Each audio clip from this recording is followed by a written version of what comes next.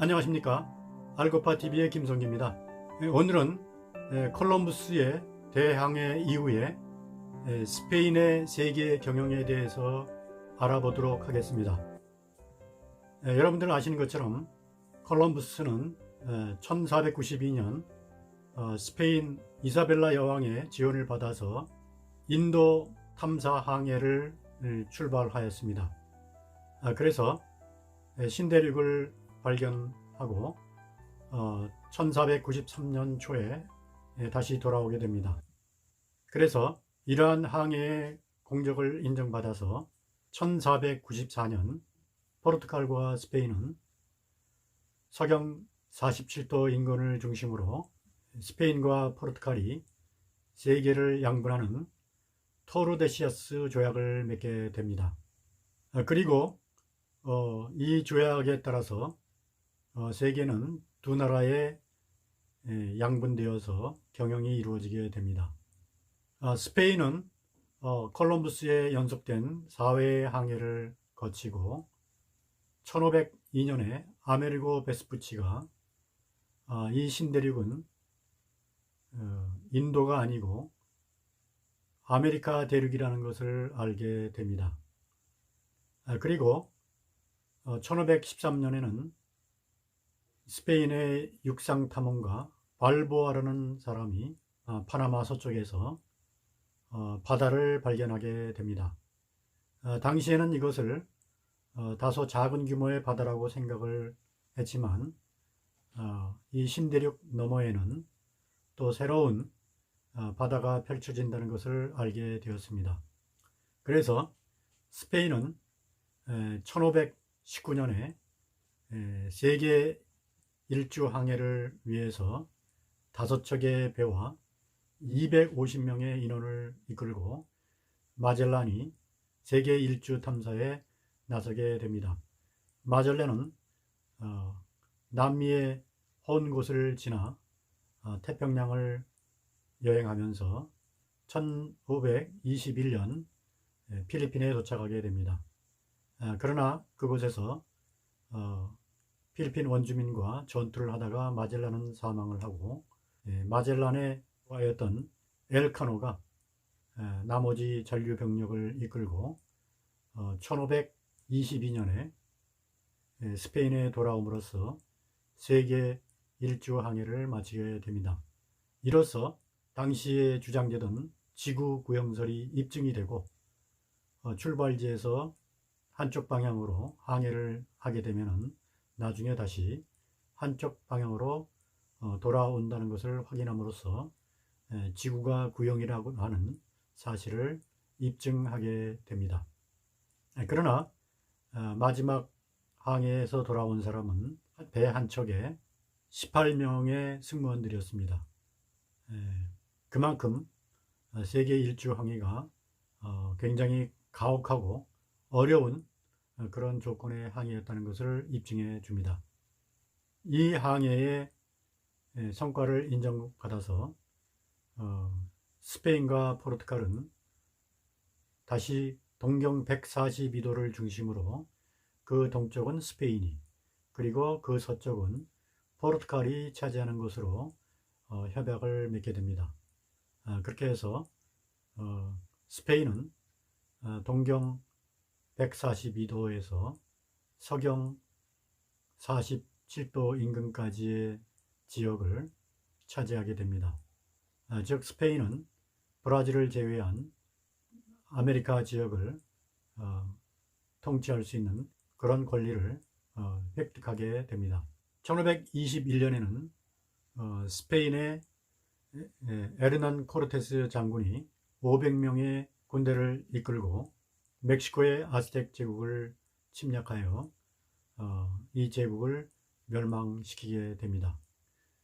또한 1532년에는 프란시스코 피사로가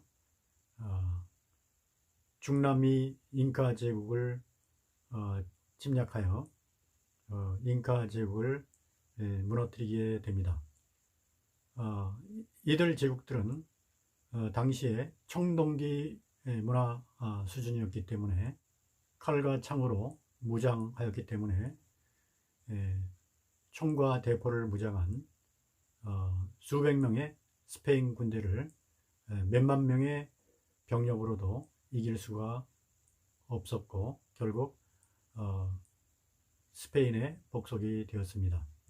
비록 청동기 문명이었지만은 아스텍 제국이나 마야 문명들은 이집트의 피라미드와 같은 거대한 피라미드 재단들을 가지고 있었고 잉카 지역에는 마추픽추라든지 이러한 고도로 발달된 문명 시설들이 당시에 많이 개발되어 있었습니다.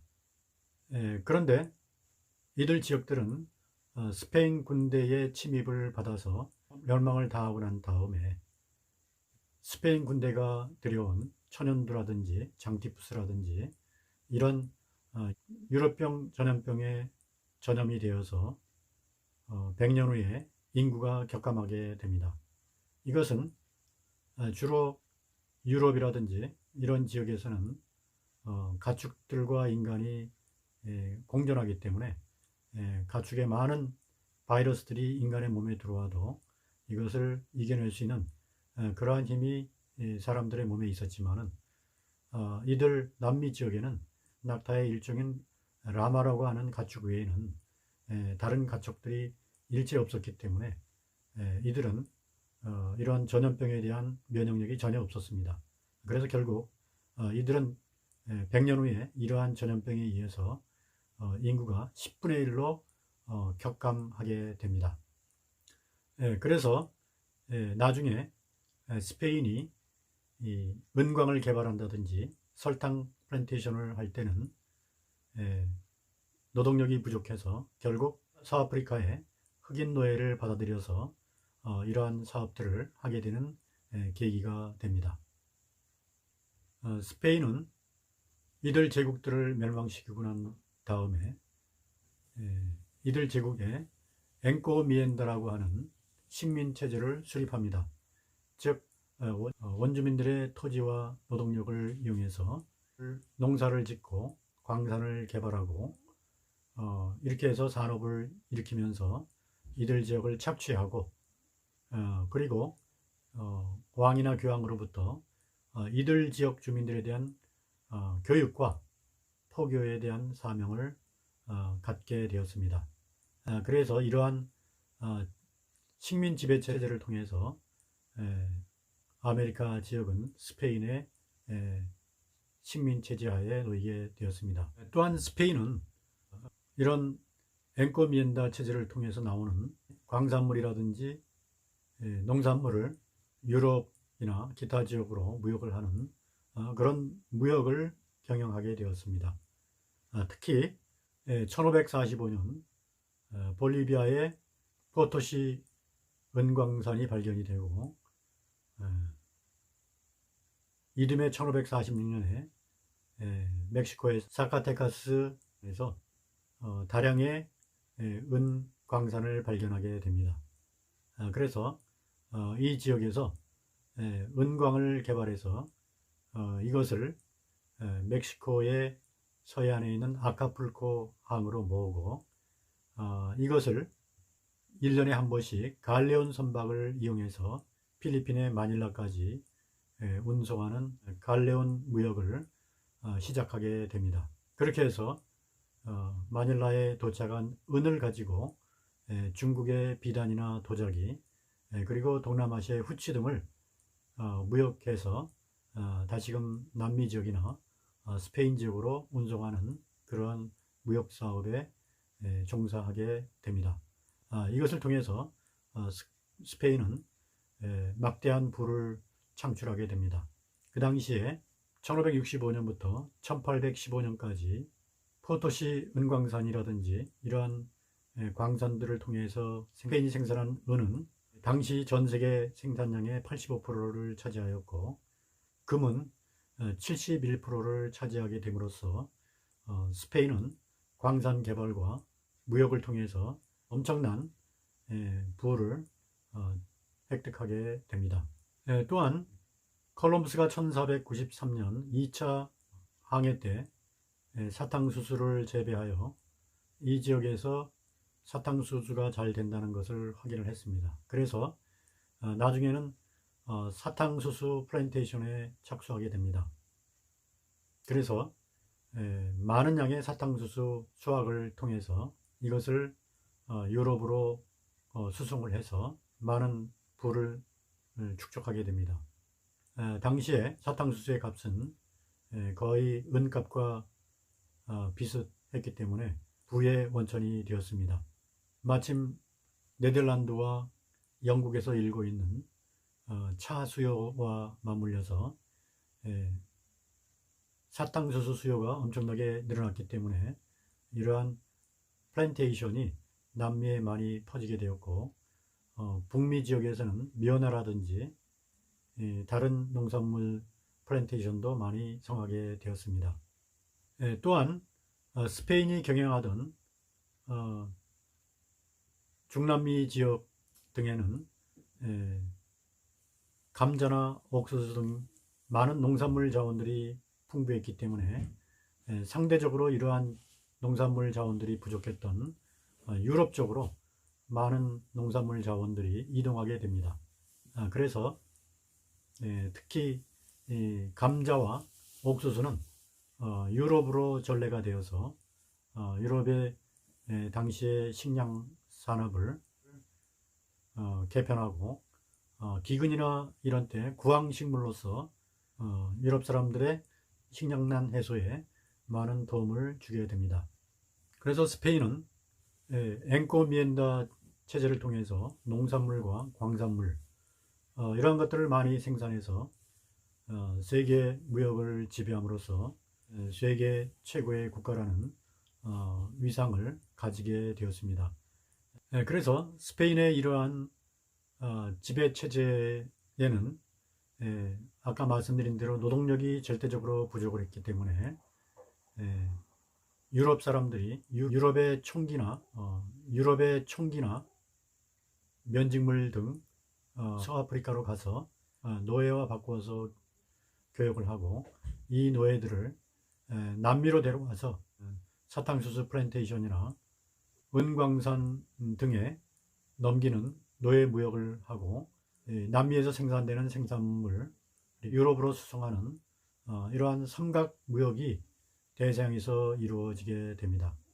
그래서 나중에는 스페인뿐만 아니라 영국이나 네덜란드 등 유럽의 국가들도 이러한 삼각 무역에 참여함으로써 유럽은 아프리카와 남미 경영을 하면서 막대한 부를 이들 지역에서 얻게 됩니다.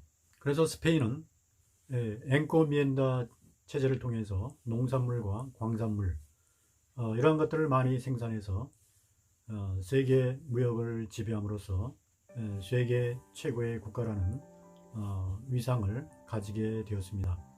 그러나 이러한 체제에도 많은 다른 나라의 도전이 있었습니다. 1588년에는 갓 독립한 네덜란드와 영국이 지금의 프랑스 깔레에서 스페인의 무적 함대와 맞서게 되었습니다. 영국의 해적 출신의 프랜시스 드레이크가 스페인의 무적 함대에 대항해서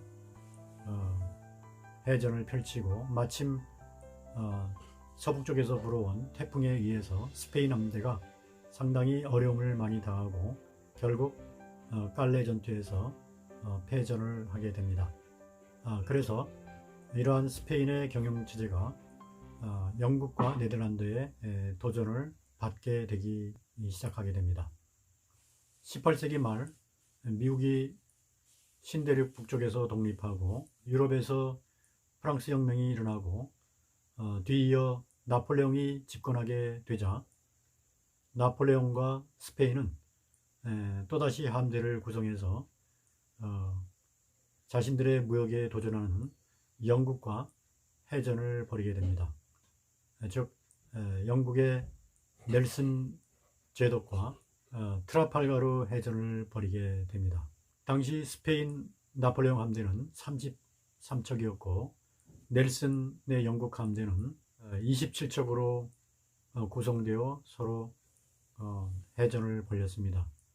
그러나 넬슨 함대는 인명사상만 있었고 선박은 피해가 없었습니다. 그러나 스페인 함대는 33척 중에서 22척이 전파 내지는 반파됨으로써 결국 영국에게 패하게 됩니다. 따라서 스페인의 위상은 그만큼 줄어들게 됩니다. 결국 이러한 영향을 받아서 중남미 지역에서는 1820년 경우에 각 식민지에서 내전과 반란 등을 통해서 독립운동이 크게 일어나게 됩니다. 그래서 영국이 1825년에 이러한 독립 기원에 동조를 해서 독립을 승인하고, 미국도 1823년에 멀러주의를 발표해서 제국주의 국가들의 비식민화와 불개입을 선언하면서 남미의 자주노선을 이끌었습니다. 그래서 상당 부분의 국가들이 이때에 스페인으로부터 독립하게 됩니다. 결국 스페인의 남미 지배체제가 이때 많이 와해가 됩니다. 그리고 이러한 스페인의 중남미 경영체제가 마지막으로 타격을 받는 것은 1898년 미서전쟁을 통해서입니다. 대서양 지역을 지배하고 있던 미국은 1898년에 미서전쟁을 통해서 쿠바에서 스페인 해군을 제압하고, 그리고 필리핀의 마닐라 지역을 해군이 급습해서 또한 필리핀 지역, 그리고 마리아나 제도의 괌 지역, 그리고 중남미의 푸에르토리코 지역 등을 접수하게 됩니다. 즉 미국은 남아있던 스페인의 영영 지점들을 중남미 지역과 태평양 지역에서 접수함으로써 스페인을 대체하게 됩니다. 결국 이렇게 함으로써 콜럼버스 이후에 아메리카 대륙을 지배하고 있던 스페인은 19세기 말까지 대부분의 식민지 지역을 잃게 됨으로써 결국 식민 지배 체제의 종식을 가져오게 됩니다. 그래서 콜럼버스의 대항해를 통해서 이루었던 이 스페인 제국의 위상은 여지없이 꺾이게 되고 결국 패권 국가의 반열에서 내려오게 됩니다. 그래서 역사에서는 영원한 강자는 없다 하는 것을 우리는 알 수 있게 됩니다. 오늘 여러분들 잘 들으셨으면 구독과 좋아요를 눌러 주시기 바랍니다. 알고파 TV의 김성입니다. 여러분 감사합니다.